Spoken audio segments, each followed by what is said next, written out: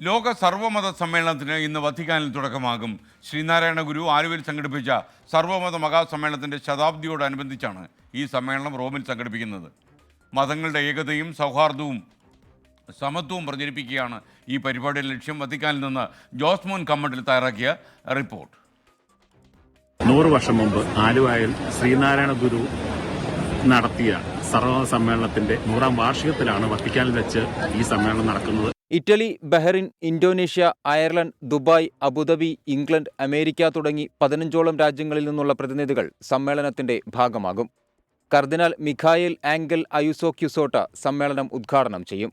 ശിവഗിരി മഠം പ്രസിഡന്റ് സ്വാമി സച്ചിദാനന്ദ അധ്യക്ഷനാകും. സമ്മേളനത്തെ ഫ്രാൻസിസ് മാർപ്പാപ്പ നാളെ അഭിസംബോധന ചെയ്യും. മാർപ്പാപ്പയോടൊപ്പം ശിവഗിരി മഠത്തിൽ നിന്നും സ്വാമി സച്ചിദാനന്ദ, സ്വാമി ശുഭജ്ഞാനന്ദ, സ്വാമി വീരേശ്വരാനന്ദ, പാണക്കാട് സാദിഖ് അലി ശിഹാബ് തങ്ങൾ, സീറോ മലബാർ സഭയുടെ അധ്യക്ഷൻ മാർ റാഫേൽ തട്ടിൽ, ദുബായ് പോലീസ് മേധാവി ഒമർ അൽമർ സൂഖി, world Malayali council global president Thomas Mottackal എന്നീ പ്രമുഖരും ഈ ചടങ്ങിൽ പങ്കെടുക്കും. ഇറ്റലിയിലെ ജനപ്രതിനിധികളും പങ്കെടുക്കും. ശ്രീനാരായണ ഗുരു രചിച്ച ദൈവദശകം ഇറ്റാലിയൻ ഭാഷയിൽ ആലപിച്ചുകൊണ്ടാണ് സമ്മേളനത്തിന് തുടക്കമാവുക. മതങ്ങളുടെ ഏകതയും സൗഹാർദ്ദവും സമത്വവും പ്രചരിപ്പിക്കുകയാണ് സമ്മേളനത്തിന്റെ ലക്ഷ്യം. 3 ദിവസം നീണ്ടുനിൽക്കുന്ന സമ്മേളനം ഡിസംബർ 1 സമാപിക്കും. ക്യാമറാമാൻ ഹാമിൽട്ടൺ ജോസഫിനൊപ്പം ജോസ്മോൻ കമ്മട്ടിൽ, 24 ചാനൽ.